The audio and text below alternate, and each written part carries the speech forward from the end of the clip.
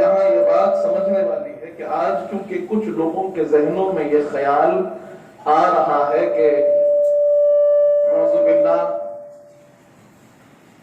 نبی ہماری طرح ہے، نعوذ باللہ یہ خیال لوگوں کے ذہنوں میں پیوست ہو رہا ہے۔ وہ خیال کرتے ہیں کہ حضور پاک کی بشریت کو دیکھ کر کہتے ہیں کہ ہماری طرح بشر ہے۔ کسی نے کہیں کہہ دیا کہ نہیں بڑے بھائی کی طرح ہے، تو یہاں ہمیں قرآن مجید کو پڑھنا ہوگا۔ قرآن فرماتا ہے ادخلوا فی السلم کافہ، کہ جب تم اسلام کو پڑھو، اسلام میں داخل ہو تو مکمل داخل ہونا۔ اور یہودیوں کے لیے قرآن فرماتا ہے تؤمنون ببعض الکتاب وتکفرون ببعض، کہ ان کا یہ شیوا تھا، ان کا یہ انداز تھا کہ وہ بعض کتاب پر ایمان لاتے اور بعض سے نفی کرتے، اس کو انکار کرتے۔ آج بظاہر کے لوگ کہتے ہیں کہ ہم قرآن کو مانتے ہیں، بظاہر لوگ کہتے ہیں کہ ہم حدیث کو مانتے ہیں، بظاہر یہ کہتے ہیں کہ نہیں اسلام میں ہم مکمل کے مکمل داخل ہے، لیکن جب ان کے ہم انداز زندگی کو دیکھتے ہیں، ان کے کردار و گفتار کو دیکھتے ہیں، کہ جب ان کو کوئی چیز پسند آتی ہے اسے اختیار کر لیتے ہیں، اس پر چرچا کرتے ہیں، اس پر بات کرتے ہیں، اس کو بطور حدیث قوی پیش کرتے ہیں اور اپنی بات کو حدیث کے ذریعے سے بتانے کی کوشش کرتے ہیں۔ لیکن جب کوئی چیز ان کے مفاد کے برعکس چلی جاتی ہے، ان کے خلاف، ان کے مرضی کے خلاف جاتی ہے، تو پھر اس کے اندر ہیلے حوالے تلاش کرتے ہیں، اس کے اندر تعویلات کی کوشش کرتے ہیں، اور اگر کچھ سمجھ میں نہ آئے تو اس کے اندر کہیں نہ کہیں کوئی ضعف پیدا کرنے کی کوشش کرتے ہیں۔ اگر ضعف بھی حاصل نہ ہو تو پھر اپنے جو تحقیقی مزاج ہے اس کو محدود کرنے لگتے ہیں۔ کوئی کہتا ہے کہ قرآن سے دے دو، کوئی کہتا ہے کہ صحیحین سے دے دو، کوئی کہتا ہے صرف بخاری سے دے دو۔ یہ تحدید کہاں سے لگا رہے ہیں؟ کون کہہ رہا ہے کہ فلاں حدیث صحیح، فلاں حدیث غلط ہے، فلاں کتاب صحیح، فلاں کتاب غلط ہے؟ جبکہ قرآن کہہ رہا ہے کہ جب تم اسلام کو مانو تو مکمل ماننا ہے، تمہیں اس میں اختیار نہیں ہے۔ ہاں کیا لینا ہے؟ اگر تمہیں جاننا ہو تو قرآن کہتا ہے کہ لے لو وہ جو ہمارے حبیب تم کو دیتے ہیں، وما آتاکم الرسول فخذوہ وما نہاکم عنہ فانتہوا، کہ اگر تم کو چھوڑنا ہے تو وہ چیز چھوڑو جو حبیب نے چھوڑی ہے، اور وہ چیز لے لو تو حضور پاک نے دی ہے۔ وہاں پر نہ کوئی کتاب کی قید ہے، وہاں پر نہ کوئی تحدیدات اور لگائے گئے ہیں۔ تو جب اللہ نے تحدید نہیں لگائی تو ہم کون ہوتے ہیں تحدید لگانے والے؟ اور اس آیت کریمہ میں اللہ واضح طور پر سمجھا رہا ہے کہ نبی برابر نہیں، نبی میں اللہ نے فضیلت رکھی ہے، تو امتی اور نبی کیسے برابر ہو سکتے ہیں؟ امتی اور نبی کیسے برابر ہو سکتے ہیں؟ یہ ممکن ہی نہیں ہے۔ اب انبیاء علیہم السلام میں فضیلت کے جو معیارات اللہ نے رکھے، آج ہم کوشش کریں گے کہ انہی معیار پر بات کریں اور ہمارے مضمون کو اسی معیار پر جانچیں جو معیار رب ذوالجلال نے رکھا ہے، کیونکہ بندوں کے معیار کا کیا مقام ہے، بندوں کے معیار کا کیا اعتبار ہے؟ اعتبار تو رب کے معیار کا ہے کہ رب نے کیا معیار قائم رکھا ہے فضیلت کا۔ آج ہم اسی کو دیکھنے کی کوشش کریں گے۔ برادران عزیز، فضیلت جیسے آپ نے سنا کہ فضیلت میں زیادتی کا مطلب کسی اور کی کمتری نہیں ہے، کسی اور کی تنقیص نہیں ہے، کسی اور کی کسر شان نہیں ہے۔ فضیلت کا مطلب یہ ہے کہ اگر ایک ہیرا ہو، ایک موتی ہو، ایک یاقوت ہو، ایک زمرد ہو، تو ہر ایک کی اپنی خوبی مسلم ہے۔ اس میں کوئی یہ نہیں کہہ سکتا کہ نہیں فلاں شخص کم ہے، نہیں، خوبی ہی خوبی ہے۔ اب رب نے کس میں کیا خوبی رکھی وہ رب جانتا ہے۔ اب یہاں سوال، اللہ نے ان فضیلتوں کو بیان کرنے کا جو طریقہ بیان کیا، جو طریقہ اختیار فرمایا، یہ اللہ رب ذوالجلال کی سنت ہے کہ اللہ رب ذوالجلال اپنے انبیاء کی فضائل کو قرآن مجید میں بیان کرتا ہے، اور بیان کرتا ہے کہ ہمارے نبیوں کو ہم نے جو فضیلت دی ہے، اب ان میں ایک جیسے جہاں سے بات میں نے عرض کیا کہ جہاں سے ختم ہوئی وہاں سے ہم آگے چلیں، اور اس میں ایک حکمت یہ بھی ہے کہ اللہ فرماتا ہے ان میں سے بعض وہ ہے جو اللہ نے جن سے کلام فرمایا، ان میں بعض وہ ہے کہ جن سے اللہ نے کلام فرمایا ہے، اور بعض وہ ہے کہ جن کی فضیلتیں اور بھی زیادہ ہیں۔ اللہ قرآن میں فرما رہا ہے تو اب رب ذوالجلال کا کلام فرمانا یہ حضرت موسیٰ علیہ السلام کی فضیلت ہے۔ حضرت موسیٰ علیہ السلام کی فضیلت کیا ہے کہ رب نے آپ سے کلام فرمایا، آپ سے پہلے یہ مقام کسی کو دنیا میں حاصل نہ تھا۔ ہم وہ واقعہ بڑی تفصیل سے جانتے ہیں، اور جب ہم حضرت موسیٰ علیہ السلام کی بات کرتے ہیں تو حضرت موسیٰ علیہ السلام کو اللہ نے معجزات عطا فرمائے، معجزات اور بڑی کثرت سے عطا فرمائے، اور انبیاء علیہ السلام کے ذکروں میں قرآن میں سب سے زیادہ کسی نبی کا ذکر ملتا ہے نام کے ساتھ تو وہ حضرت موسیٰ علیہ السلام کا ذکر ملتا ہے۔ خوبیوں کا بھی ذکر ملتا ہے اور آپ کی امت کی خامیوں کا بھی ذکر ملتا ہے، اور یہ اس لیے درس ہے قرآن میں یہ واقعات کیوں بیان کیے گئے پہلے وہ بھی جاننے کی ضرورت ہے۔ یہ معجزات جو سابقہ امتوں کے ہیں وہ کیوں بیان کیے اس کو بھی جاننے کی ضرورت ہے۔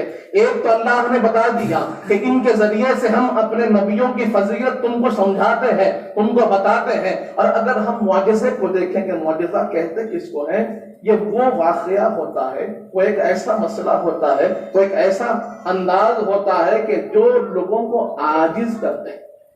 معجزے کا مطلب ہی ہوتا ہے جو لوگوں کو عاجز کر دے۔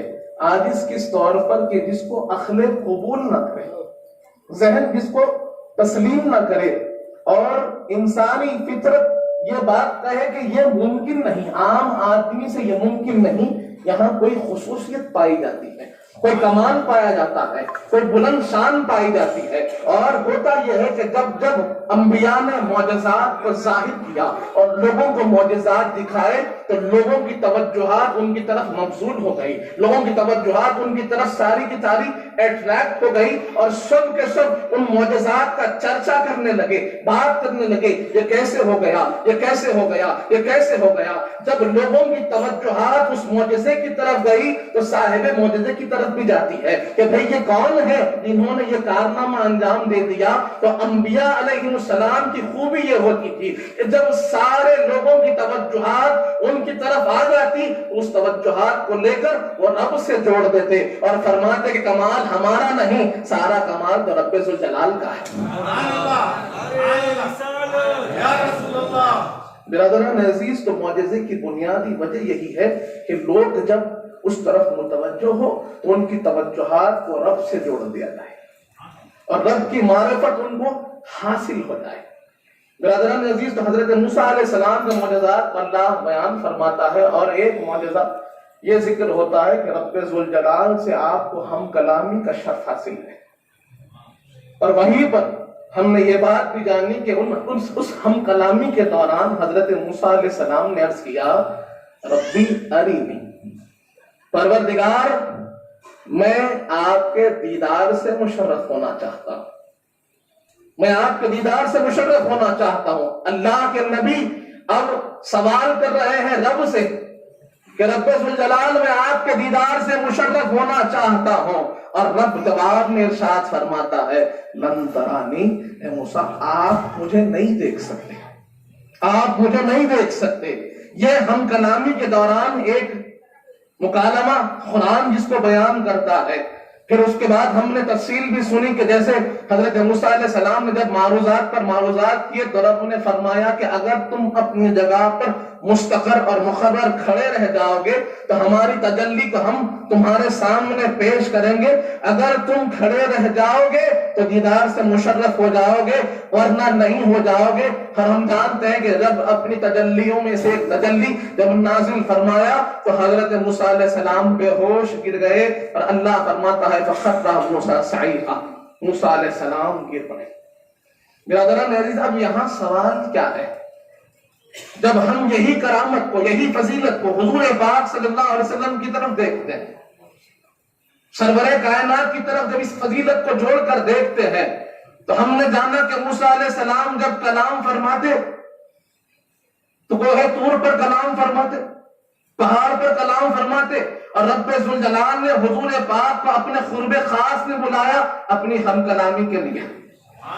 اس مقام کو رب بیان فرماتا ہے وَكَانَ خَابَ قَوْسَيْنِ أَوْ أَدْنَىٰ، کہ ہم ہمارے حبیب کو اتنا قریب بلا لیے کہ 2 کمانوں سے کم کا فاصلہ رہ گیا تھا۔ فَأَوْحَى إِلَىٰ عَبْدِهِ مَا أَوْحَىٰ، اور وہاں پر رب نے اپنے بندے کو جو بتانا تھا بتا دیا، راز و نیاز کی جو باتیں کرنی تھی ہم نے کی، ہم نے ہمارے حبیب کے قلب اطہر پہ جو حزن تھا اس کو دور کر دیا، اور اس کے بعد اللہ فرماتا ہے مَا زَاغَ الْبَصَرُ وَمَا طَغَىٰ، اور وہ معاملہ ایسا تھا کہ جو آپ نے دیکھا، آپ کی آنکھیں وہاں چنیائی نہیں، آنکھیں وہاں خیرہ نہیں ہوئی، آنکھوں پر وہاں پردے نہیں پڑے، بلکہ جو کچھ دیکھا حق دیکھا، وَمَا كَذِبَ الْفُؤَادُ مَا رَأَىٰ، اور آپ کے دل نے اس کا انکار نہ کیا جو کچھ آپ نے دیکھا ہے۔ برادران عزیز، تو یہاں پر جس کی خواہش حضرت موسیٰ علیہ السلام نے کی تھی، رب نے کہا یہ موسیٰ آپ کا مقام نہیں ہے، یہ مقام ہمارے حبیب کا ہے، حضور پاک کا مقام ہے۔ اب یہاں لوگوں کو یہ خیال ہوتا ہے کہ جب ہم رؤیت باری تعالیٰ کی بات کرتے ہیں، اس فضیلت کو بیان کرتے ہیں، تو لوگ کہتے ہیں کہ یہ رؤیت جو ہے وہ ممکن ہے کہ نہیں ہے۔ پہلے سوال کہ رب کی رؤیت ممکن ہے یا نہیں ہے۔ جب اس پر بات ہوتی ہے تو وہ ایک آیت کریمہ کو پیش کرتے ہیں اور کہتے ہیں لا تدرکہ الابصار، کہ اللہ کا ادراک نگاہیں نہیں کر سکتی۔ قرآن فرماتا ہے کہ ادراک رب ذوالجلال یہ نگاہوں سے ممکن نہیں۔ اب اللہ کی اس آیت کریمہ کو لوگ پیش کرتے ہوئے کہتے ہیں کہ دیکھو بھائی دیدار ممکن نہیں ہے، اللہ کی رؤیت ممکن نہیں ہے۔ تو یہاں پر سب سے پہلی تو بات یہ دیکھنی ہے کہ ادراک اور رؤیت میں فرق ہے۔ یہاں پر عربی زبان جاننے والے حضرات تشریف فرما ہے، جیسے میں نے پرسوں بھی عرض کیا تھا کہ میں ان حضرات میں یہاں پر گفتگو کر رہا ہوں جو کلام الہی بھی سمجھتے ہیں، زبان قرآن بھی سمجھتے ہیں، زبان حدیث بھی سمجھتے ہیں، تو یہاں مجھے زیادہ تفصیل میں جاننے کی ضرورت نہیں، میں جیسے جیسے اشارے دیتے جاؤں گا ویسے ویسے معاملے کھلتے چلے جائیں گے۔ تو ادراک اور رؤیت یہ دو لفظ الگ الگ ہے۔ اب یہاں جب اللہ نے موسیٰ علیہ السلام سے گفتگو فرمائی تو فرمایا لن ترانی، موسیٰ تم مجھے نہیں دیکھ سکتے، وہاں پر لفظ ہے رآ جو رؤیت سے بنا ہے، اور جہاں اللہ نے فرمایا لا تدرکہ الابصار تو وہاں فرمایا آنکھیں میرا ادراک نہیں کر سکتی۔ لفظ دو الگ الگ جدا جدا، اور عربی کی زبان کی یہ خوبی ہے کہ جب لفظ دو الگ الگ ہو تو معنی کے اندر بھی کہیں نہ کہیں جدائی پائی جاتی ہے، ہاں کہیں نہ کہیں مماثلت ہو سکتی ہے، کہیں نہ کہیں اشتراک ہو سکتا ہے، کہیں نہ کہیں لوگ جڑ سکتے ہیں، لیکن معنی کی خصوصیت اور معنی میں وہ گہرائی الگ الگ الفاظ کے ساتھ برابر ملحوظ رہتی ہے۔ اب فرق کیا ہے رؤیت اور ادراک میں؟ اگر اس کو آسان انداز میں آپ کے سامنے پیش کروں بلا تشبیہ و تمثیل، بات سمجھنے اور سمجھانے کے لیے اگر ہو تو ہم آسمان کو دیکھتے ہیں، باہر نکلتے ہیں، کبھی موقع ہوا چھت پر جاتے ہیں تو آسمان پر نگاہیں ڈالتے ہیں، آسمان نظر آتا ہے۔ کبھی سمندر کے پاس جاتے ہیں تو سمندر پر نگاہیں ڈالتے ہیں، سمندر نظر آتا ہے۔ کبھی بہت بڑے کھیت کے سامنے چلے جاتے ہیں، بہت وسیع کھیت ہے تو کھیت نظر آتا ہے، ہم کھیت کو دیکھتے ہیں، لیکن جب آسمان کو دیکھتے ہیں تو اتنا ہی دیکھتے ہیں جتنی آنکھوں کی طاقت ہے۔ آسمان جتنا ہے اس کا ادراک نہیں ہوتا، آسمان کی تمام حد و حیت کا ادراک نہیں ہوتا۔ تو ادراک کا مطلب یہ ہے کہ کسی شے کی ماہیت کو اس کی حیت اور حیولہ کے ساتھ دیکھنا، اس کے تمام کا احاطہ کرنا، اور رب فرماتا ہے لا تدرکہ الابصار کہ رب کا کوئی احاطہ نہیں کر سکتا، کیونکہ اللہ نور السماوات والارض، رب تو وہ ہے جو سارے زمین و آسمان کو گھیرا ہوا ہے، رب کا احاطہ کیسے ہو سکتا ہے، رب کا ادراک نہیں ہو سکتا۔ تو بلا تشبیہ و تمثیل بات سمجھنے اور سمجھانے کے لیے کہ جب بندہ مومن آسمان کو دیکھتا ہے تو آسمان دکھتا تو ہے لیکن آسمان کے حدود کا ادراک نہیں ہوتا، زمین دکھتی تو ہے، زمین کے حدود کا ادراک نہیں ہوتا، سمندر دکھتا تو ہے لیکن سمندر کے حدود کا ادراک نہیں ہوتا۔ تو ہم یہاں پر یہ کہتے ہیں کہ سمندر بڑا ہے، ہم چھوٹے ہیں، ہماری نگاہ جتنی اتنا ہم دیکھ پاتے ہیں، ادراک نہیں ہوتا۔ تو یہاں رؤیت کی نفی نہیں ہے، ادراک کی نفی ہے۔ سبحان اللہ، سبحان اللہ۔ اس بات کو سب سے پہلے کلیئر کرنا ضروری کہ جہاں روکا گیا ہے وہ ادراک سے روکا گیا کہ رب کا احاطہ کیسے ہو۔ لیکن دیدار سے روکا نہیں گیا. اب اس کے دیدار پر کچھ آپ کے سامنے روایات رکھوں تو بات اور واضح ہو. سب سے پہلی بات تو حضرت موسیٰ علیہ السلام کا مطالبہ. حضرت موسیٰ علیہ السلام کون ہے؟ اللہ کے نبی ہیں. اللہ کے نبی ہو کر جب حضرت موسیٰ علیہ السلام کسی چیز کا مطالبہ کر رہے ہیں تو یہ بات جان لیجئے کہ اللہ کے نبی کبھی محال کا مطالبہ نہیں کر سکتے, غیر ممکن کا مطالبہ نہیں کر سکتے, ناجائز کا مطالبہ نہیں کر سکتے, کوئی ممنوع چیز کا مطالبہ نہیں کر سکتے. تو موسیٰ علیہ السلام کا اس بات کو پوچھنا, اس بات کا طلب کرنا, اس بات کی عرض کرنا کہ اللہ میں آپ کے دیدار سے مشرف ہونا چاہتا ہوں, اس بات کی طرف اشارہ کر رہا ہے کہ دیدار ممکن تھا. کبھی تو موسیٰ نے پوچھا, دیدار کا امکان تھا. کبھی تو موسیٰ علیہ السلام جو اللہ کے نبی ہے انہوں نے اس کو پوچھا اور کہا کہ رب تیرا دیدار ممکن ہے, مجھے وہ دیدار دے دیجیے. اور یہاں پر رب نے جواب بھی ویسے ہی دیا. رب نے یہ نہیں فرمایا کہ میرا دیدار نہیں ہو سکتا, جیسے لا تدرکو الابصار فرمایا, ویسے یہ نہیں فرمایا کہ مجھے کوئی نہیں دیکھ سکتا, یہ نہیں فرمایا, بلکہ فرمایا لن ترانی, موسیٰ آپ نہیں دیکھ سکتے. نفی موسیٰ کی رؤیت کی ہے, رب کی رؤیت کی نہیں ہے. یہ بات بھی یہاں سوچنے والی ہے. اب اس کے بعد میں جب حضور پاک صلی اللہ علیہ وسلم کی معراج کی بات آئی تو سورہ نجم میں اللہ فرما رہا ہے کہ ما زاغ البصر وما طغى, کہ جو حضور پاک نے دیکھا, حق دیکھا, سچ دیکھا, اور کبھی آپ کی نگاہیں اپنے مقام سے ہٹی نہیں. جو رب دکھانا چاہتا تھا آپ نے دیکھا. اب سوال یہ ہوا کہ لوگ کہتے ہیں کہ یہاں مراد جبرائیل کا دیدار بھی ہو سکتا ہے, جبرائیل کا دیدار بھی ہو سکتا ہے, کچھ مفسرین نے بھی لکھا ہے.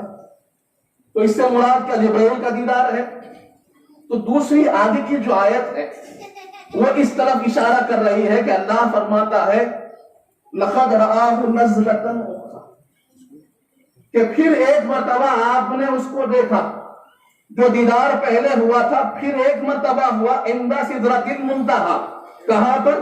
سدرۃ المنتہی کے پاس. یہ سدرۃ المنتہی کون سا مقام ہے اس کو جان لیجیے کہ جب ہم سفر معراج کی جانے کا جب واقعہ ہم سنتے ہیں, سفر معراج کو جا رہے ہیں, سفر معراج کی طرف آگے بڑھ رہے ہیں, تو ہم دیکھتے کیا ہے کہ وہ مقام سدرۃ المنتہی ہی تھا جہاں پر جبرائیل امین نے عرض کیا رب اے میرے حبیب یا رسول اللہ یہ مقام میری انتہا ہے. اسی لیے اس کو سدرۃ المنتہی کہتے ہیں کہ یہاں سب کی انتہا ہوتی ہے, جہاں سے آپ کی ابتدا ہوتی ہے. ہم یہاں سب رکے ہوئے ہیں, اگر یہاں سے ایک گورا بھی آگے بڑھ جاؤں تو جبرائیل کے 600 پر جو ہے سارے کے سارے جل جائیں گے. یہاں سے جبرائیل آگے نہیں بڑھ سکتے. سدرۃ المنتہی یہ کیا ہے؟ جبرائیل کی انتہا ہے. تو جبرائیل سدرۃ المنتہی کی یہ طرف ہے. اب ادھر جبرائیل کھڑے ہیں اور رب کہتا ہے لقد رآہ نزلۃ اخری.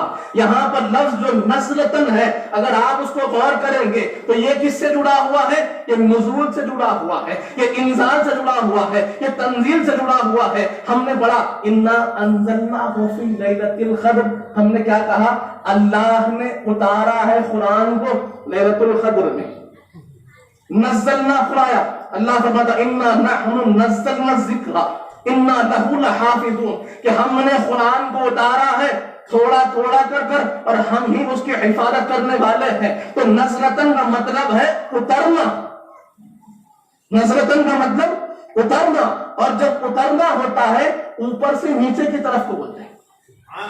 نزلتن کا مطلب اوپر سے نیچے کو آتے ہوئے دیکھنے کو نزلتن اخری کہا گیا. جبرائیل تو سامنے کھڑے ہوئے تھے, اگر جبرائیل کا دیدار ہوتا تو اللہ نزلتن نہیں فرماتا. حضور پاک نے پھر ایک مرتبہ جو دیدار فرمایا ہے وہ اترتے ہوئے رب کا دیدار فرمایا ہے. جبرائیل کا دیدار ہوتا تو نزلتن کا وہاں لفظ اس بات کی طرف ہمیں اشارہ نہیں کرتا. اس نزلتن کا لفظ اشارہ کر رہا ہے کہ حضور پاک اس چیز کو پہلے دیکھے تھے, اترتے ہوئے پھر ایک مرتبہ دیدار ہوا. سبحان اللہ, سبحان اللہ. نبی شیخ الاسلام یا رسول اللہ, یا رسول اللہ, یا علی. برادران عزیز، تو عرض یہی کر رہا تھا کہ یہاں جو لوگ کہتے ہیں کہ دیدار جبرائیل کا ہوا تو وہ کون سی بڑی بات ہے؟ جبرائیل جو حضور پاک کے خادم ہیں، حضور پاک کی خدمت کے لیے جن کو اللہ نے مقرر کر دیا ہے، اگر ان کا دیدار ہے تو اس میں بار بار بیان کرنا، نگاہوں کا چنیا جانا وحی کا کر دیتا. یہاں پر ایک اور بات عرض کر دوں، جب ہم ضمائر کو دیکھتے ہیں، ضمائر کی بھی ایک عجیب کیفیت ہے عربی زبان میں. عربی زبان کے اندر ضمائر کا اختلاف نہیں ہو سکتا. جب ضمیر کے بعد ضمیر، ضمیر کے بعد ضمیر، ضمیر کے بعد ضمیر استعمال ہوتی ہے تو اس کا مرجع ایک ہوتا ہے. اگر ضمیر کے بعد اس کا مقصد الگ ہو تو پھر مرجع کو بیان کرنا ضروری ہے. اسم جو پہلے آ جاتا ہے ساتھ اب ضمیر وہیں پر لوٹنے لگتی ہے. اب بیچ میں ایک آیت آئی فَأَوْحَى إِلَىٰ عَبْدِهِ مَا أَوْحَىٰ. یہ عبد حضور پاک ہے، یہ ہی کی ضمیر اللہ کی طرف جا رہی ہے. نعوذ باللہ ہم یہ نہیں کہہ سکتے کہ جبریل امی کی طرف ہو کی ضمیر جا رہی ہے. تو پھر اگر مرجع ایک ہے تو سارے ضمیروں کا مرجع ایک ہی ہونا پڑے گا. تو دیدار بھی رب کا ہوا، وحی بھی رب نے کی، خواب حسین بھی رب کے ساتھ ہے، دیکھا بھی رب کو ہے، سنا بھی رب کو ہے، رب نے بلایا ہے، ساری ضمیریں رب کی طرف جانی ہوگی. سبحان اللہ. تو یہ بات بھی ضروری ہے کہ عبدی کی ضمیر، ورنہ یہاں پر کانٹرڈکٹ کرتی ہے. برادران عزیز، اب اگر تھوڑی سی بات گہری ہو گئی تو آسان کر دیں. ہو سکتا ہے کہ بھائی یہ کیا ہو رہا ہے، منطق ہے؟ نہیں، منطق نہیں. آسان الفاظ میں اگر آپ کو اس معاملے کو سمجھنا ہو، قرآن کے بعد حدیث پاک کو اگر پڑھ دیتے ہیں تو آپ کو اس بات کا خوب علم ہو جائے گا کہ رب کا دیدار ممکن ہے یا نہیں ہے. ایک امکانی صورت حضرت موسیٰ علیہ السلام کے اس معروضے سے ہم کو حاصل ہو گئی کہ جہاں پر حضرت موسیٰ علیہ السلام نے دیکھنے کی طلب کی، مطلب ممکن ہے تبھی تو پوچھا. صحیح بخاری کی مشہور حدیث ہمارے پاس، صحیح بخاری کی مشہور حدیث پاک ہے. اکثر ابتداء میں اس حدیث پاک کا ذکر کیا جاتا ہے. اس حدیث کو حدیث جبرائیل بھی کہا جاتا ہے، اس حدیث کو حدیث احسان بھی کہا جاتا ہے. اس حدیث پاک کو آپ نے بارہا سنا ہے، جس کے اندر حضرت جبرائیل امین حضور کی بارگاہ میں حاضر ہوتے ہیں اور انسانی شکل میں حاضر ہوتے ہیں. حضرت عمر فاروق اس کی روایت فرماتے ہیں کہ حضرت جبرائیل انسانی شکل میں ہے، بہت خوبصورت ہے، سیاہ بال ہے، سفر سے آئے ہیں لیکن سفر کا کوئی اثر نظر نہیں آتا. حضور پاک کے بالکل قریب آ کر بالکل زانو کے سامنے زانو رکھ کر بیٹھ گئے اور حضور پاک سے پوچھنے لگے یا رسول اللہ مل اسلام. آپ جانتے ہیں حضور پاک نے فرمایا کہ اسلام کیا ہے. سوال جبرائیل نے کیا، حضور پاک فرما رہے ہیں تو کہتے ہیں صدقت، آپ نے سچ فرمایا. صحابہ کہہ رہے ہیں پریشان ہیں، سوال بھی کر رہے ہیں، تصدیق بھی کر رہے ہیں. پھر اس کے بعد سوال ہوا مل ایمان. حضور پاک نے ایمان کی تمام جو باریکیاں ہیں، جو ضروریات ایمان ہیں، اس کو بیان کیا. پھر تیسرا سوال ہوا مل احسان. احسان کیا ہے؟ یہاں پر ہماری بات شروع ہوتی ہے، کیونکہ میں تفصیل میں نہیں جا رہا ہوں، اپنی بات کی طرف آ رہا ہوں. احسان پر ہم نے بارہا اس بات کو سنا ہے کہ حضور پاک نے فرمایا وَاعْبُدْ رَبَّكَ كَأَنَّكَ تَرَاهُ. رب کی عبادت ایسے کرو گویا کہ تم رب کو دیکھ رہے ہو. حضور پاک فرما رہے ہیں کہ رب کی عبادت ایسے کرو گویا کہ تم اپنے رب کو دیکھ رہے ہو. اب سوال یہ ہے اگر رؤیت باری تعالیٰ ممکن نہیں، اگر دیدار رب ممکن نہیں تو حضور پاک کیسے حکم دے کہ ایسے عبادت کرو جیسے رب کو دیکھ رہے ہو؟ کیا محال کا حکم نبی دے سکتے ہیں؟ نہیں دے سکتے. محال کا حکم نبی نہیں دے سکتے. جب حضور پاک اس بات کی طرف اشارہ کر رہے ہیں کہ رب کا دیدار ممکن ہے تبھی تو حضور پاک فرما رہے ہیں عبادت ایسے کرو کہ رب کے دیدار سے مشرف ہو جاؤ. اب بات آقا کو معلوم تھا کہ بعض امتی کمزور بھی ہوں گے، کمزور بھی ہوں گے، تو ان کے لیے فرمایا فَإِن لَمْ تَكُنْ تَرَاهُ إِنَّهُ يَرَاكَ، کہ اگر تم نہیں دیکھ سکتے ہو تو وہ تو تمہیں دیکھ رہا ہے. یہاں پر بھی حضور پاک نے نہ دیکھنے کی نسبت بندے کی طرف تھی کہ اگر تم نہیں دیکھ سکتے ہو تو وہ تو دیکھ رہا ہے. یہ نہیں فرمایا کہ اگر اس کا دیدار ممکن نہیں تو وہ تو دیکھ رہا ہے، نہیں، تم نہیں دیکھ سکتے ہو. اب اس کی اور واضح دلیل آپ کو دے دوں. صحیحین میں حدیث موجود ہے، سنن ترمذی میں حدیث موجود ہے، بہت مشہور حدیث ہے کہ جب لوگ اہل جنت میں چلے جائیں گے، جنت میں لوگ چلے گئے، جنت کی ساری نعمتیں ان کو حاصل ہو گئی، تمام چیزیں ان کے سامنے ہے، تمام معاملات ان کے سامنے ہے، تمام نعمتیں جن کا رب نے وعدہ کیا سب کے سب سامنے ہیں۔ اس کے بعد میرے آقا فرماتے ہیں کہ کچھ جنتی ہوں گے تو بے چین ہوں گے، جنت میں جانے کے بعد بھی بے چین ہوں گے۔ ان سے پوچھا جائے گا کیا بات ہے، کیا وجہ ہے کہ تم ابھی بھی اطمینان میں نہیں دکھتے ہو، بے چینی نظر آتی ہے، ابھی طلب نظر آتی ہے، چہرے پر معلوم ہو رہا ہے کوئی چیز کا تمہارے پاس ابھی بھی مطالبہ ہے، کیا چیز کی تمہیں ضرورت ہے؟ تو اس پر وہ کہتے ہیں کہ ہمیں یہ وعدہ ملا تھا کہ جب جنت میں جائیں گے تو رب کا دیدار حاصل ہوگا، رب کا دیدار حاصل ہوگا، ہم اسی وعدے کو پورا کرنے کے لیے منتظر ہیں۔ تو اللہ حضور پاک فرماتے ہیں کہ اللہ اپنے حجابات کو کھولے گا اور اہل جنت رب کا دیدار ایسے کریں گے جیسے 14ویں کے چاند کو دیکھتے ہیں۔ اب سوال یہ ہے کہ اگر دیدار ممکن نہیں تو جنتی دیدار کیسے کرنا ہے؟ تو دیدار ممکن ہے۔ ہاں کوئی یہ کہتے بھائی اس دنیا میں نہیں ہے، تو ہم نے کب کہا اس دنیا میں دیدار کیا؟ ہم نے تو کہا کہ خوابہ قوسین کی منزل پر دیدار کیا، سدرۃ المنتہا کے آگے جا کر دیدار کیا، جہاں جبرائیل نہ گئے وہاں جا کر رب کے دیدار سے مشرف ہوئے۔ یہ شان ہمارے رسول پاک کی ہے۔ سبحان اللہ۔ ہم کو چاہیے کہ پہلے قرآن کو سمجھیں، اور قرآن میں اللہ فرما رہا ہے وَرَفَعْنَا لَكَ ذِكْرَكَ، اے حبیب ہم نے آپ کے ذکر کو بلند کیا ہے۔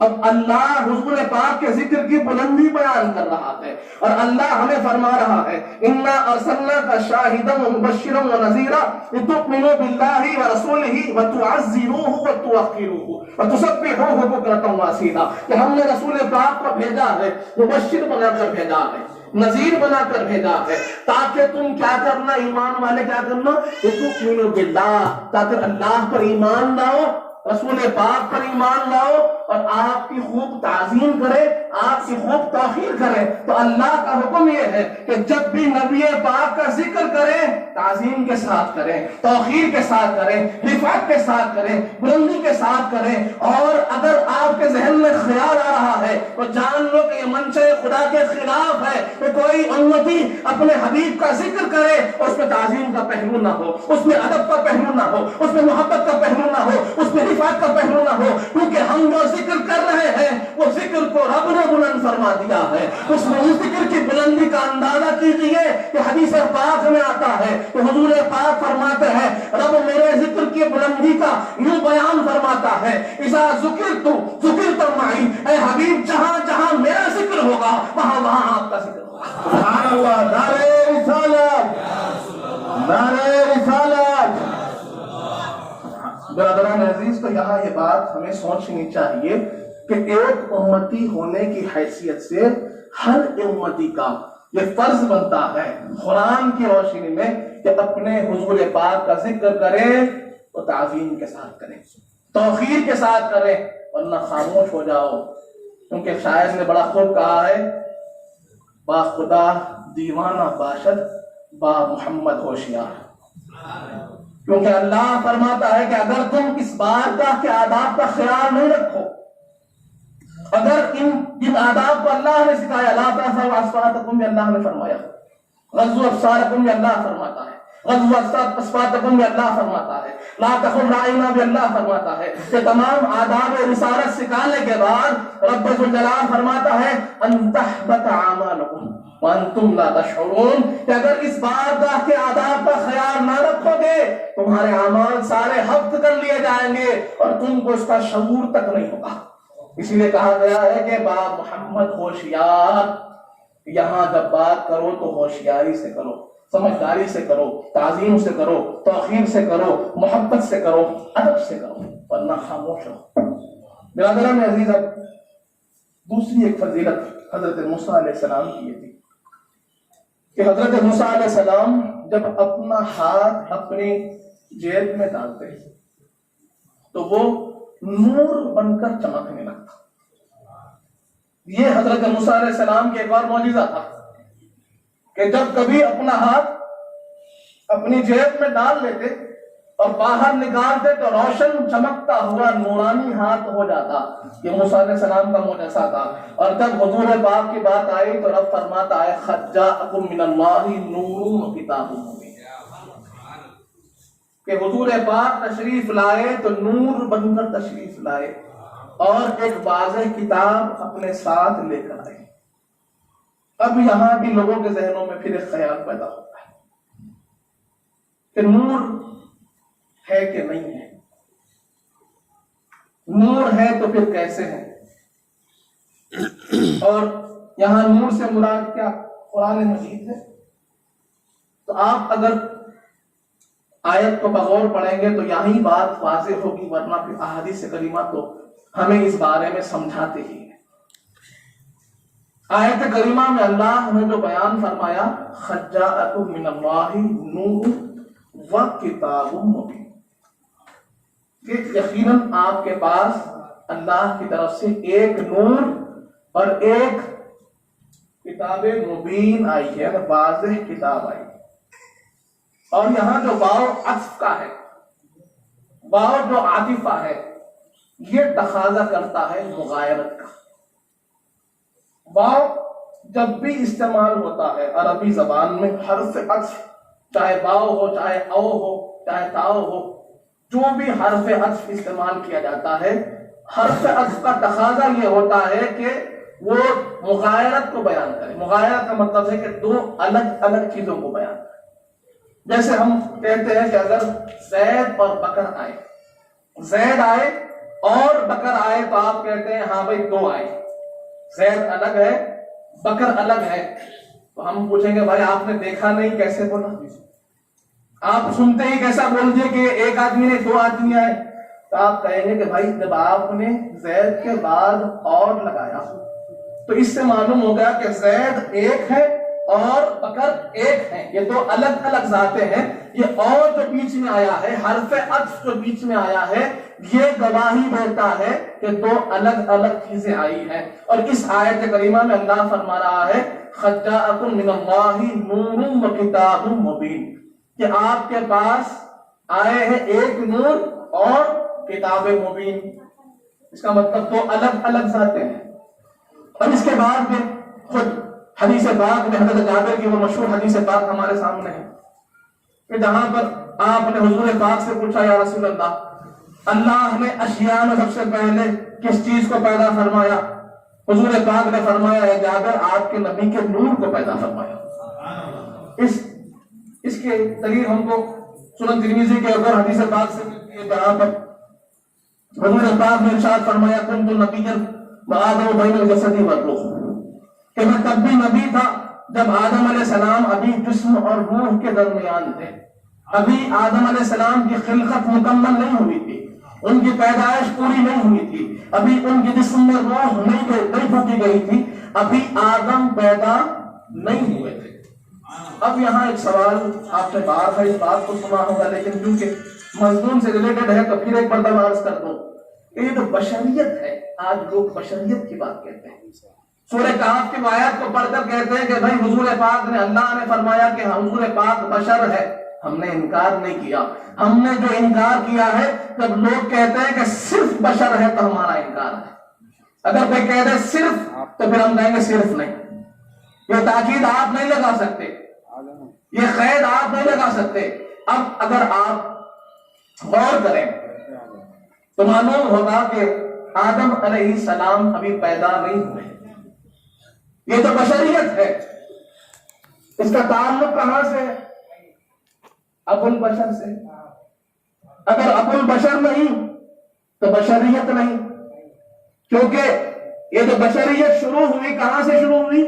حضرت آدم علیہ السلام سے شروع ہوئی. اب حضور پاک فرماتے ہیں کہ میں تب بھی نبی تھا جب آدم ابھی مٹی اور پانی کے درمیان تھے، روح اور جسم کے درمیان تھے. تو اگر آدم علیہ السلام ہی پیدا نہیں ہوئے تو بشریت بھی پیدا نہیں ہوئی، بشریت بھی موجود نہیں ہوئی. ابھی آدم موجود نہیں ابو البشر موجود نہیں تو ابو البشر موجود نہیں تو بشریت بھی موجود نہیں. لیکن حضور پاک فرماتے ہیں کہ ابھی آدم علیہ السلام ابو البشر پیدا نہیں ہوئے تب بھی میں موجود ہوں, میری نبوت بھی قائم و دائم ہے. اور یہاں یہ بات بھی ہم کو جاننی چاہیے, نبی ہونا یہ حضور پاک کی صفت ہے, اور صفت بغیر ذات کی نہیں پائی جاتی. جب تک ذات موجود نہ ہو صفت پائی نہیں جاتی. حضور پاک فرما رہے ہیں میری نبوت وہاں قائم تھی تو آپ کی صفت موجود تو آپ کی ذات بھی موجود. اب یہاں سوال ہم کو یہ کرنا ہے کہ ابھی بشریت نہیں ہے, ابو البشر نہیں ہے, لیکن حضور پاک موجود ہے تو کس شکل میں موجود ہے, کس شکل میں موجود ہے, کس حال میں موجود ہے, کون سی صورت میں موجود ہے؟ ارے بشریت تو نہیں ہے, پھر کیوں کیسے موجود ہے؟ کہنا پڑے گا بھائی بشریت نہیں ہے تو پھر نورانیت ہوگی, نورانیت ہوگی. برادران عزیز, تو یہاں اگر تھوڑا سا قرآن کو حدیث کو غور سے پڑھیں تو معلوم ہوگا. پھر کسی کو یہ خیال آ جائے کہ بھائی اگر نور ہی ہے تو پھر بشری لباس میں کیوں ہے؟ نور ہے تو بشری لباس میں کیوں؟ نور ہی رہنے دینا تھا, نور ہی رہنے دینا تھا. سوال لوگوں کے ذہنوں میں آتے, اچھی بات ہے سوال کا آنا, لیکن آپ نے اس بات کو بھی سنا ہوگا کہ جو موڈ آف کمیونیکیشن ہوتا ہے, لوگ جب ایک دوسرے سے گفتگو کرتے ہیں, بات چیت سنتے سمجھتے ہیں اور اپنی زندگی گزارتے ہیں, تو بات کو سمجھنے کے لیے ہم جنس ہونا ضروری ہے. ہم جنس ہونا ضروری ہے کہ آج آپ دیکھتے ہیں کہ جو جانور ہیں وہ بھی اپنے ہم جنس کی بات سمجھتے ہیں, ہم سمجھ نہیں پاتے. پرندے پرندوں کی بات سمجھتے ہیں, گھوڑے گھوڑوں کی بات سمجھتے ہیں, جانور جانور کی بات سمجھتے ہیں, اور انسان انسان کی بات سمجھتے ہیں. تو حضور پاک تشریف لائے انسانوں کی ہدایت کے لیے, اور انسانوں کی ہدایت مقصود ہو تو لباس بشری میں تشریف لائے, کیونکہ ساری بشریت کو ہدایت دینا مقصود تھا. یہ کمیونیکیشن ضروری ہے. آج ہم جانتے ہیں کہ فرشتے موجود ہیں جو ایک نورانی مخلوق ہے, آج ہم جانتے ہیں کہ جنات موجود ہے جو ایک ناری مخلوق ہے, لیکن ہمارا کمیونیکیشن ان سے نہیں ہو سکتا کیونکہ جنس الگ الگ ہے, لیکن ہم اشرف المخلوقات ہیں. اس لیے اللہ نے حضور پاک کو لباس بشری میں بھیجا تاکہ ہم بے راہ ربو کو آپ ہدایت دے دیں, ہم ظلمت قدوں کو تاریکی سے نکال کر نور سے بھر دیں, تاکہ ہم جو دوزخ کے کنارے پہنچ گئے تھے ہم کو بچا کر جنت کی طرف لے چلے. ہماری نجات کے لیے حضور پاک لباس بشری میں تشریف لائے ہیں. اس بات کو سمجھنا چاہیے کہ خلقت کے کچھ تقاضے ہیں, قدرت کے اپنے نظام ہیں, آپ اس کو بدل نہیں سکتے, اس پہ سوال نہیں کر سکتے. اگر سمجھ میں نہیں آتا تو کہہ دو آمنا, ہم جانتے, ہم پہچانتے نہیں ہیں, لیکن آپ پر ایمان لاتے ہیں. رب آپ نے جیسا کیا اچھا کیا. اس کو سمجھنا چاہیے کہ حضور پاک کی نورانیت بھی سالم ہے, حضور پاک کی بشریت بھی سالم ہے, اس میں کسی کو انکار نہیں. تو اب یہاں موسیٰ علیہ السلام کی خوبی یہ تھی کہ موسیٰ علیہ السلام جب اپنے ہاتھ کو اپنے جیب میں ڈال کر نکالتے تو نورانی ہاتھ ہو جاتا. اب بی بی حلیمہ سعدیہ فرماتی ہے, تاریخ حلبی کے اندر اس کو نقل کیا گیا, سیرت ابن ہشام میں اس کو نقل کیا گیا, المواہب اللدنیہ کے اندر امام خصوصی نے اس کو نقل کیا, شرح زرخانی میں اس کو نقل کیا گیا کہ بی بی حلیمہ سعدیہ فرماتی ہے کہ جب مجھے حضور پاک کی خدمت کا موقع ملا, سرور کائنات کی خدمت مجھے حاصل ہوئی اور میں آپ کو اپنے گھر میں لے گئی, تو جس دن سے آپ کو گھر لے گئی اس دن سے ہم نے گھر میں چراغ جلانا بند کر دیا. ہم اپنے گھر میں پھر چراغ نہیں جلاتے تھے کیونکہ ہمیں اس کی ضرورت پیش ہی نہیں آئی, اور یہاں تک معاملہ ہوتا کہ جس کمرے میں تاریکی ہو جاتی اس کمرے میں ہم آپ شہزادے کو لے کر چلے جاتے, کمرہ روشن ہو جاتا.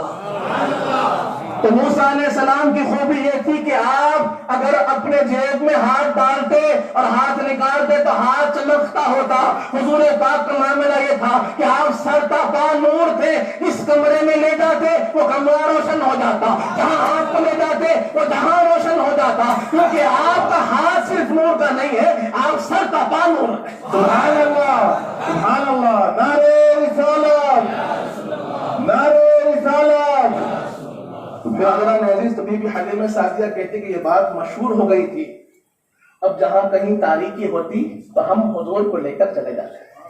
برادران عزیز، اگر آج بھی تاریکی مٹانی ہو، کوئی محسوس کرتا ہے تاریکی کو، آنکھ بند کرتا ہے اور اندھیرا پاتا ہے، دل کو توجہ دیتا ہے اور اندھیرا پاتا ہے، خیال کو روشن کرنا چاہتا ہے، دل کو روشن کرنا چاہتا ہے، روح کو روشن کرنا چاہتا ہے، اگر گھر کو بارہ نخ بنانا چاہتا ہے تو وہاں بھی یہی قاعدہ تھا کہ جہاں حضور پاک تشریف فرما ہوتے تاریکی چھٹ جاتی، ظلمت مٹ جاتی، نور و روشنی پھیل جاتی.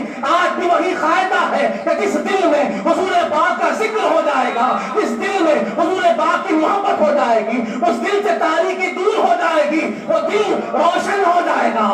سبحان اللہ، سبحان اللہ. وائز مکہ مسجد، سبحان اللہ. برادران عزیز، اللہ نے کیا دے دیا؟ ارے ہم اس نعمت کی قدر نہیں کرتے. ارے جس نعمت کا ذکر کرتے ہوئے پروردگار فرماتا ہے لقد من اللہ علی المؤمنین اذ بعث فیہم رسولا. ارے اللہ کی نعمت ہے، اللہ کا احسان ہے اس امت پر، مومنین پر اللہ کا احسان ہے کہ ہم نے اپنے رسول کو مومنین کے درمیان بھیجا. رب فرما رہا ہے اور ہم اس نعمت کی قدر کرنے کے جگہ کلام کرتے بیٹھے ہیں، گفتگو کر رہے ہیں. ارے گفتگو کا وقت ختم ہو چکا ہے، وابستگی کا وقت شروع ہو گیا ہے. اپنے آپ کو حضور سے جوڑنے کا وقت آ گیا ہے. آج چاروں طرف سے لوگ انتظار میں ہیں کہ ان کو مٹا دیا جائے، اور اگر آپ کو باقی رہنا ہے تو ایک ہی راستہ ہے. وہاں بھی ایک راستہ تھا، یہاں بھی ایک راستہ ہے کہ اس ذات گرامی سے جڑ جائے، باقی رہ جاؤ گے. کیا کہا کہنے والے نے؟ مٹ گئے، مٹتے ہیں، مٹ جائیں گے، آدھا تیرے، نہ مٹا ہے نہ مٹے گا چرچا تیرا. یہ بات کو بڑی گہرائی سے کہا گیا. تو جو اس چرچے سے جڑ جائے گا وہ بھی باقی رہ جائے گا، جو اس ذکر سے جڑ جائے گا وہ بھی باقی رہ جائے گا. وہ روایت بھی ہمارے سامنے ہے. اما جان بی بی عائشہ صدیقہ رضی اللہ عنہا فرماتی ہیں کہ ایک رات میں گھر میں کام کر رہی تھی، تاریکی چھائی چھا رہی تھی اور میں کام میں مصروف تھی، ہاتھ میں سوئی تھی، کچھ سی رہی تھی. اچانک میرے ہاتھ سے سوئی گر گئی. اندھیرے کا وقت تھا اور مجھے یہ خوف بھی لاحق ہوا کہ یہ سوئی اگر کسی کو چبھ جائے تو کیا ہوگا. آپ فرماتی ہے کہ حضور پاک صلی اللہ علیہ وسلم نے جب میری اس بے چینی اور بے قراری کو محسوس کیا کہ میں کوئی چیز کو تلاش کر رہی ہوں اندھیرے کے دوران، تو حضور پاک نے صرف اپنے چہرے انور سے اپنی کنگھی مبارک ہٹائی اور اما جان فرماتی ہے ادھر چہرے سے کنگھی مبارک ہٹی اور سارا جو روم تھا، سارا جو حجرہ تھا روشن ہو گیا اور اس روشنی میں میں نے سوئی کو ڈھونڈ لیا.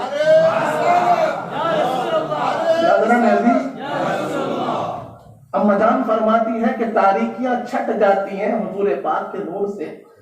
اب جو حضور پاک کے نور کو نہیں مانے گا اس کی تاریخ کیسے چھٹے گی، کیسے اس کے دل میں روشنی آئے گی؟ سوچنا ہوگا.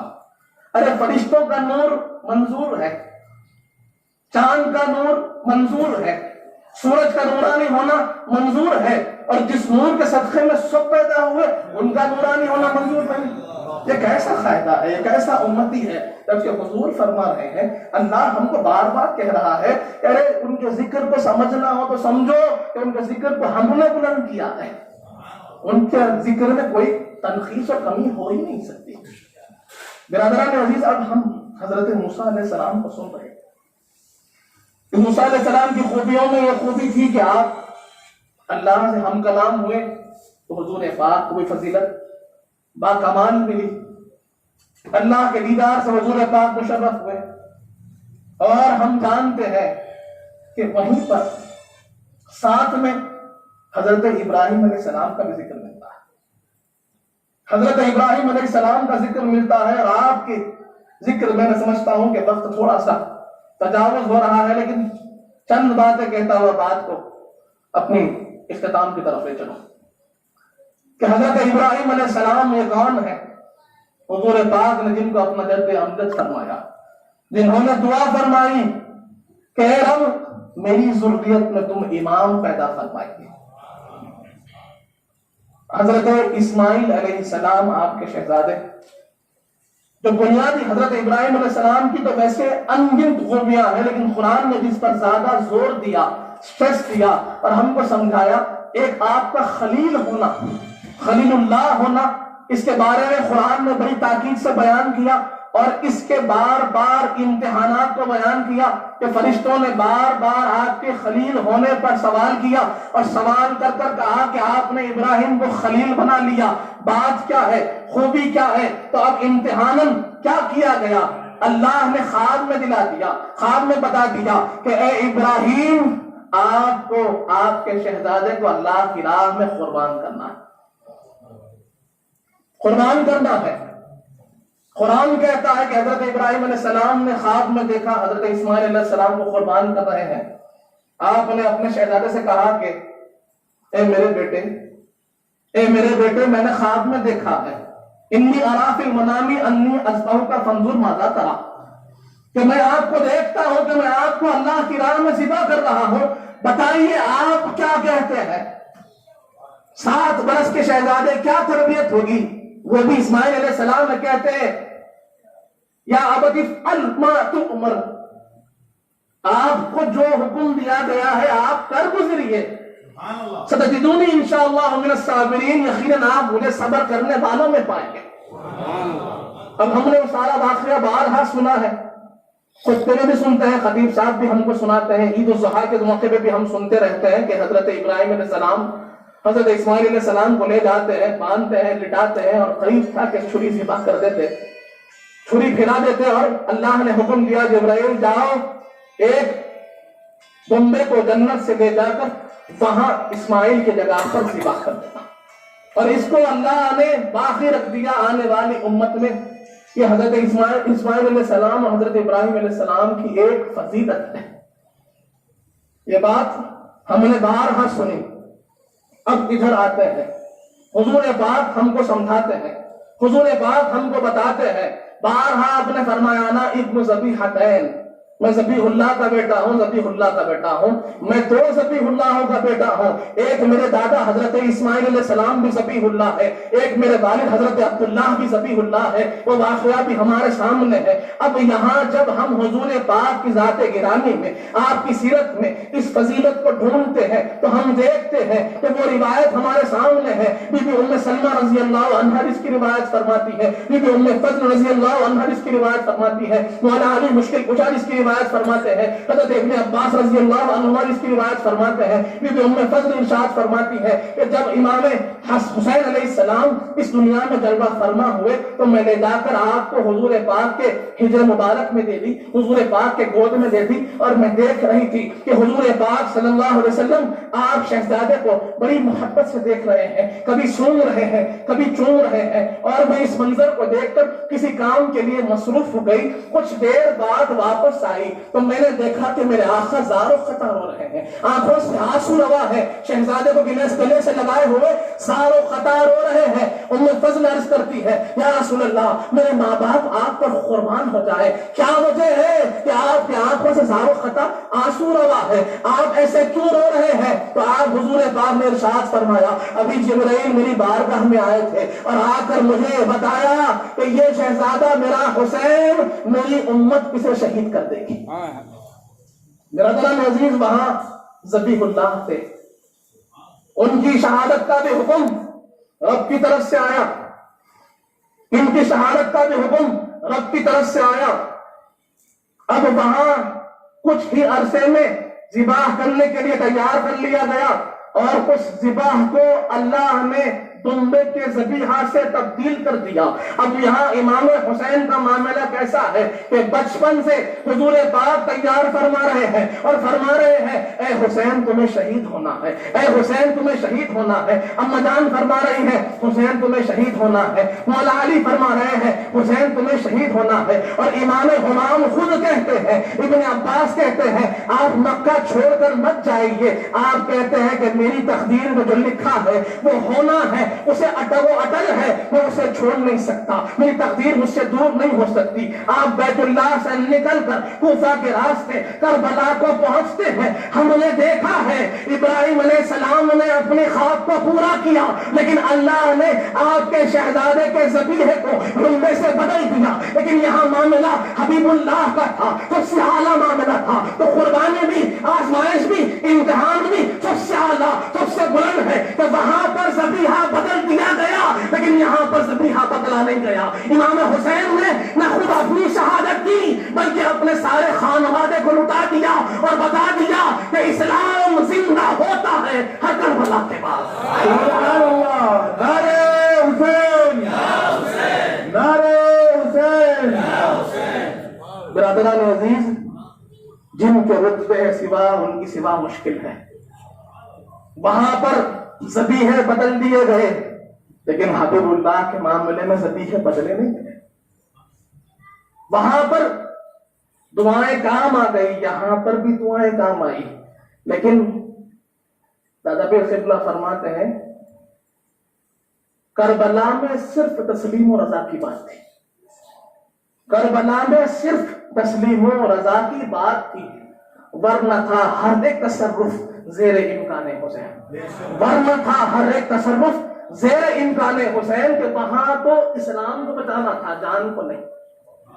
وہاں بتانا تھا کہ تم مشکل حالات میں پڑو گے، تم پریشانی میں پڑو گے، جب تمہیں چننا پڑے گا دنیا اور اسلام کے درمیان، جب تم کو چننا پڑے گا ایمان اور دنیا ظلم بربریت کے درمیان، وہاں جہاں تمہیں کوئی فیصلے کا کوئی ذریعہ نہ ملے گا، کوئی مثال نہ ملے گی، کرے تو کیا کرے، جائے تو جائے کہاں، ایک ظالم سامنے کھڑا ہوا ہے، طاقتیں بہت بڑی بڑی ہیں، ہمارے پاس ہمت نہیں ہے، ہمارے پاس طاقت نہیں ہے کہ کیسے ہم مقابلہ کریں۔ تو وہاں پر جب تم بست ہمتی کو اپنے سرمایہ پاؤ تو پلٹ کر کربلا کو دیکھ لینا، تمہیں ہمت آ جائے گی، تمہیں جوش آ جائے گا، اور تمہیں معلوم ہو جائے گا کہ مشکل حالات میں کیسے جینا ہے، اور اپنی جان کو نہیں اسلام کو بچانا ہے۔ بہتوں نے جان بچائی، امام نے جان نہیں اسلام بچایا۔ اور اسی کے لیے حضور پاک نے کبھی رب سے یہ نہیں فرمایا کہ اے رب میرا چہیتا بچہ ہے جس کو میں سون کر خوشبو محسوس کرتا ہوں، اگر عرض کر دے تو کیا تھا، لیکن رضائے الہی مقصد امام حسین کو حضور خوب جانتے تھے۔ یہ شہادت کوئی اور شہادت نہیں، حضور پاک ہی کا مظہر ہے۔ مرج البحرین یلتقیان بینہما برزخ لا یبغیان۔ آپ تفسیر رازی اٹھا کر دیکھیں تو وہ بتاتے ہیں کہ یہاں بحرین سے مراد ظاہر میں تو سمندر ہے، تو باطن میں مولا علی اور سیدہ کائنات ہے۔ اور یخرج منہ لؤلؤ والمرجان کا مطلب ہے ایک طرف امام حسن ہے، ایک طرف امام حسین، کہ ایک شہزادے کو زہر دے کر شہید کیا جائے گا اور ایک شہزادے کو بھوکا پیاسا رکھ کر شہید کیا جائے گا۔ اور جب بات آئی آزمائش کی تو وہاں بھی ذبیح اللہ ہوئے، یہاں بھی ذبیح اللہ۔ اس کے بعد ہم دیکھتے ہیں کہ ایک اور جو فضیلت حضرت ابراہیم علیہ السلام کی ہے، وہ ہے بیت اللہ شریف کی تعمیر، کہ اللہ نے آپ کو چنا کعبۃ اللہ کی تعمیر کے لیے، اور اس پتھر کو اللہ نے اپنا ایک شاعر بنایا، اپنی ایک نشانی فرمایا، جو مقام ابراہیم کہلایا۔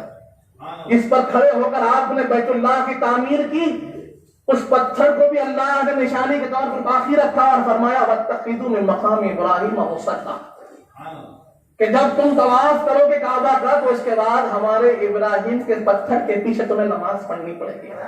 یہ ان کی یادگار ہے جو انہوں نے کعبے کو بنایا ہے۔ اب کعبے کا بنانا بہت بڑی فضیلت ہے، بہت بڑی فضیلت ہے، اللہ کا گھر ہے، لیکن اب حضور پاک کا معاملہ بھی بڑا جدا ہے۔ قبلے کی بات آئی، بیت المقدس قبلہ اولا تھا، پہلا قبلہ تھا جس طرف حضور پاک نماز پڑھا کرتے تھے۔ اب کیونکہ معاملہ یہ ہو رہا تھا، یہودیوں کا بھی وہاں پر زور تھا، اور وہ کہیں نہ کہیں اس بات کی طرف مسلمانوں پر حاوی ہو رہے تھے کہ یہ تو ہمارا قبلہ ہے، آپ ہمارے قبلے کی طرف ہی نماز پڑھ رہے ہیں، ہماری طرف ہی نماز پڑھ رہے ہیں، ہماری ہی اتباع کر رہے ہیں، یہ الگ آپ نے کیا پایا؟ ایسی باتیں مسلمانوں کے لیے وہ کہہ رہے تھے تو حضور پاک کے دل میں بھی قبلہ تبدیل کرنے کا خیال آیا۔ اور ہمارا قبلہ کیا ہے؟ قبلہ کیا ہے؟ کعبۃ اللہ شریف ہے۔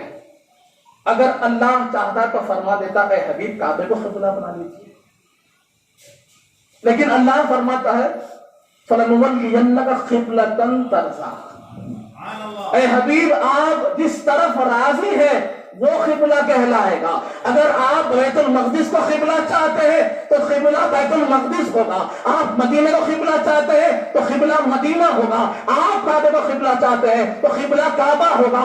آج جو ہم کعبے کو قبلہ کہتے ہیں وہ قبلے کو قبلہ بنانے والے کعبے کے کعبہ رسول پاک ہیں۔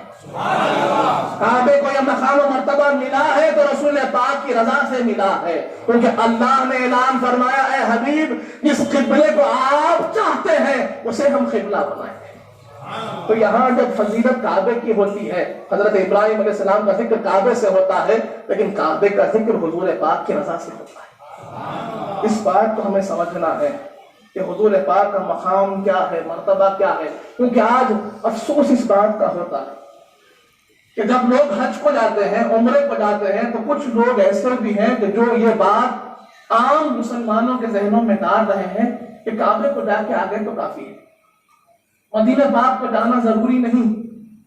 ان کو سمجھنا ہوگا کہ کعبے کو کعبہ بنانے والے رسول پاک ہیں، کعبے کو قبلہ بنانے والے رسول پاک ہیں، کعبے کی جتنی عظمتیں ہیں حضور پاک کے صدقے میں آپ کی رضا سے ہیں۔ آپ نے چاہا تو کعبے کو عظمت ملی، آپ جسے چاہتے وہ عظمت مل جاتی۔ تو آج جو لوگ کعبے کو ہائی لائٹ کرنا چاہتے ہیں ان کو جاننا ہوگا کہ جتنی فضیلتیں عظمتیں کعبے کو حاصل ہوئی وہ آپ کی ختم میمونت سے حاصل ہوئی۔ اسی لیے تو اللہ فرماتا ہے لا اقسم بہذا البلد وانت حل بہذا البلد، اے حبیب ہم اس شہر کی قسم کھاتے ہیں، کس وجہ سے؟ کیونکہ آپ وہاں پر اترے ہیں، آپ وہاں پر تشریف لائے ہیں، اس لیے اس شہر کی قسم کھاتے ہیں۔ برادران عزیز تو اس بات کو سمجھنا ہوگا کہ حضور پاک وہ ذات گرامی ہے کہ جو آپ کی ذات سے جڑ جاتا ہے صاحب فضیلت ہو جاتا ہے، صاحب مقام ہو جاتا ہے۔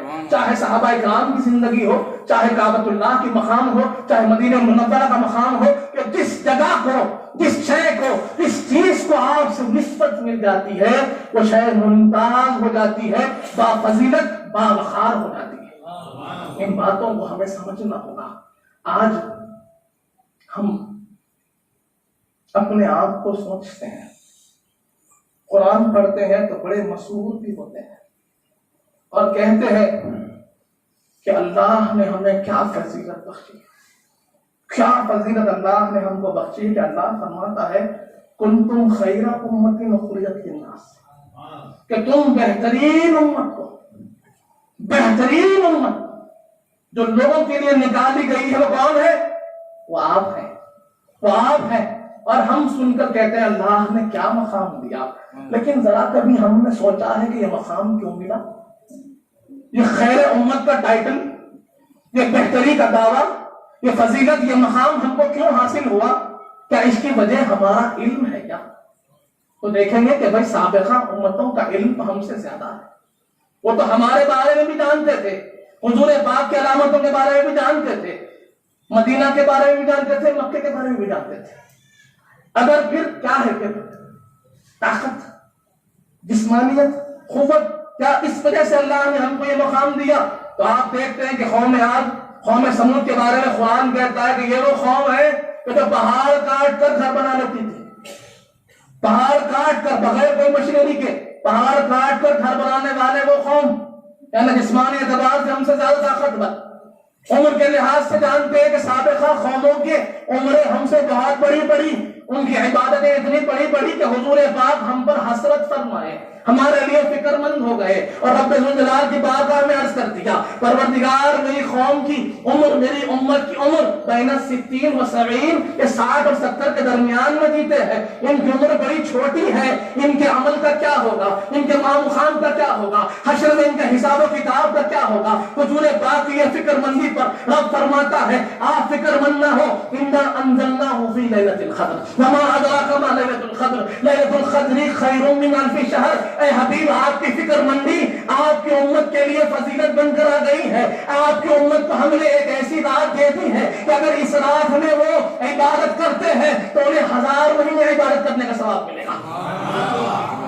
تو یعنی ہماری عمر چھوٹی ہے، ہمارے جسم ناتواں ہے، ہمارا علم کم ہے، ہمارا عمل کم ہے، اور اس کے بعد پھر اس کے برعکس دیکھتے ہیں تو معلوم ہوتا ہے کہ گناہ بڑے زیادہ ہے، کہ ایک ایک گناہ پر جو قوم ہلاک ہوئی وہ سارے گناہ اس قوم میں پائے جاتے ہیں۔ قوم لوط جس سے ہلاک ہوئی وہ اس قوم میں پائے جاتے ہیں، وہ گناہ اس قوم میں ہے۔ قوم عاد جس سے ہلاک ہوئی وہ گناہ اس قوم میں ہے۔ قوم موسیٰ جس سے ہلاک ہوئی وہ گناہ اس قوم میں ہے۔ تمام گناہ اس قوم میں ہے، پھر بھی ہم خیر امت ہے، پھر بھی ہم خیر امت ہے۔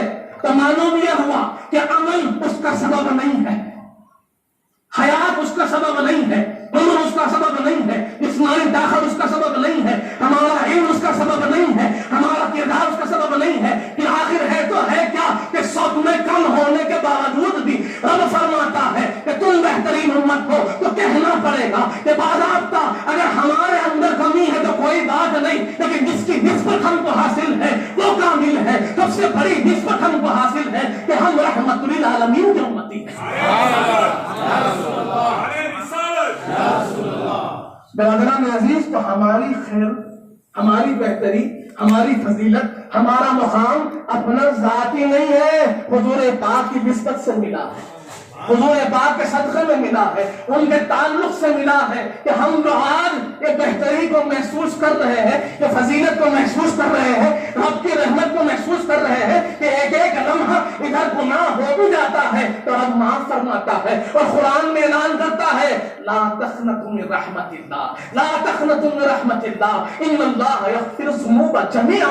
اللہ تمہارے تمام گناہوں کو معاف کرے گا۔ ارے اللہ کی رحمت سے مایوس کیوں ہوتے ہو؟ ارے ادھر گناہ ہوتا عذاب آ جاتا، موسیٰ علیہ السلام کی نافرمانی ہوئی، سر پر پہاڑ آ کر کھڑا ہو گیا کہ تم میرے نبی کی نافرمانی کرتے ہو، ادھر گناہ ہوا، ادھر ٹڈیوں کا عذاب آ گیا، پتھروں کی بارش ہو گئی، لیکن یہاں رحمت للعالمین کا صدقہ تو دیکھیے، اللہ کہتا ہے گناہ ہو گیا لا تقنطوا من رحمت اللہ، لا تقنطوا من رحمت اللہ، تم اللہ کی رحمت سے مایوس نہ ہو، تمہیں رحمت للعالمین کی نسبت ہم نے دی ہے، تم اللہ کی رحمت سے مایوس نہ ہو، اللہ کی بارگاہ میں گر گڑا لو، استغفار کر لو، توبہ کر لو، رب کے سامنے رجوع کر لو، ان اللہ یغفر الذنوب جميعا، اللہ تمہارے تمام گناہوں کو معاف کر دے گا۔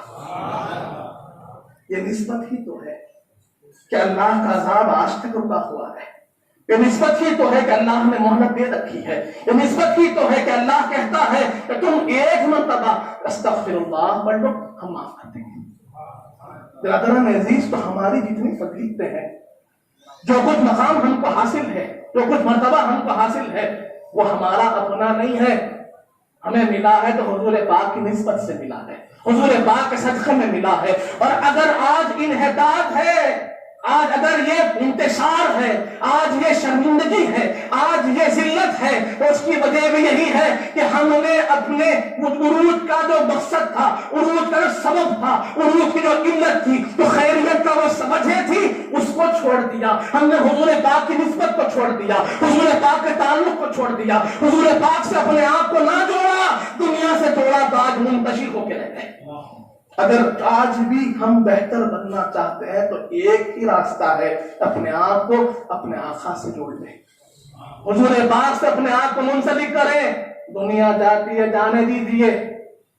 دادا پیر قبلہ فرماتے ہیں جہاں کے دھوپوں میں آنے والوں، جہاں کی تاریخ سامنے ہے، وفا زمانے نے کس سے کی ہے، یہ کس سے تم دل لگا رہے ہو، وفا زمانے نے کس سے کی ہے، تو کس سے تم دل لگا رہے ہو؟ ارے جو زمانہ اہل بیت اطہار کا نہ ہوا، تو زمانہ مولا علی کا نہ ہوا، تو زمانہ حضرت فاروق اعظم کا نہ ہوا، حضرت عثمان غنی کا نہ ہوا، صدیق اکبر کا نہ ہوا، وہ ہمارا بھی نہیں ہو سکتا، وہ ہمارا بھی نہیں ہو سکتا۔ اگر ہم کو چاہیے آج تعلق، تو تعلق رسول پاک سے پیدا کرے، نسبت اس نسبت کی قدر کیجیے، وہ تعلق کی قدر کیجیے، یقیناً پھر ایک مرتبہ ہم بلندی پا جائیں گے۔ یہ قرآن کہتا ہے وَلَا تَهِنُوا وَلَا تَحْزَنُوا وَأَنْتُمُ الْعَالَوْنَ إِن كُنتُم مُؤْمِنِينَ، کہ تم پریشان نہ ہو، تم گھبراؤ نہیں، تم ہی بلند ہونے والے ہو اگر تم سچے مومن ہو جاؤ۔ اور ایمان کی بنیاد حضور پاک کی محبت ہے۔ ہم نے جانا صحیح بخاری کی حدیث ہمارے سامنے ہے، لا یؤمن احدکم حتی اکون احب الیہ من والدہ وولدہ والناس اجمعین، کہ کوئی شخص تب تک کامل مومن نہیں ہوتا جب تک کہ وہ حضور پاک کو اپنے اولاد سے، اپنے والدین سے اور تمام لوگوں سے بڑھ کر محبت نہیں کرتا۔ برادران عزیز، تو یہ چند باتیں میں نے رکھی، ویسے اور باتیں تھی ذہن میں، لیکن انشاءاللہ پھر کسی وقت حاضر ہو کر پھر معروضات پیش کروں۔ یقیناً میں پھر ایک مرتبہ شکریہ ادا کرتا ہوں تمام سادات اکرام کا، تمام بزرگان کا، کہ جنہوں نے مجھے یہاں پر دعوت دی اور یہاں کچھ معروضات پیش کرنے کا موقع عنایت فرمایا۔ اللہ تعالیٰ سے دعا ہے مالک جب تک زندہ رکھ، سلام پر رکھ، ہم ایمان پر دے، وقت ندا حضور پاک صلی اللہ علیہ وسلم کا دیدار نصیب فرما مالک، میں نیک اور صالح متقی و پرہیزگار بنا، ہمارے گناہوں کو معاف فرما، ہمارے گناہوں کو نیکیوں سے تبدیل کر دے مالک، ہم میں جو پریشان حال ہے ان کی پریشانیوں کو دور فرما، ہم میں جو بیمار ہیں انہیں شفا کاملہ عطا فرما، ہم میں جو مقروض ہیں ان کے قرضوں کو عطا فرما، جو کچھ کہے ہیں، جو کچھ سنے ہیں، اس پر عمل کرنے کی توفیق عطا فرما، حضور پاک صلی اللہ علیہ وآلہ وسلم کا سچا غلام و امتی بنا مالک، اہل بیت اطہار کا سچا غلام بنا، صحابہ کرام کا چاہنے والا بنا، اولیاء اللہ کا چاہنے والا بنا، ان کے بتائے ہوئے راستے پر چلنے کی توفیق عطا فرما۔ وصلی اللہ تعالی علی خیر خلقہ سیدنا محمد وعلی آلہ وصحبہ وسلم، والحمد للہ۔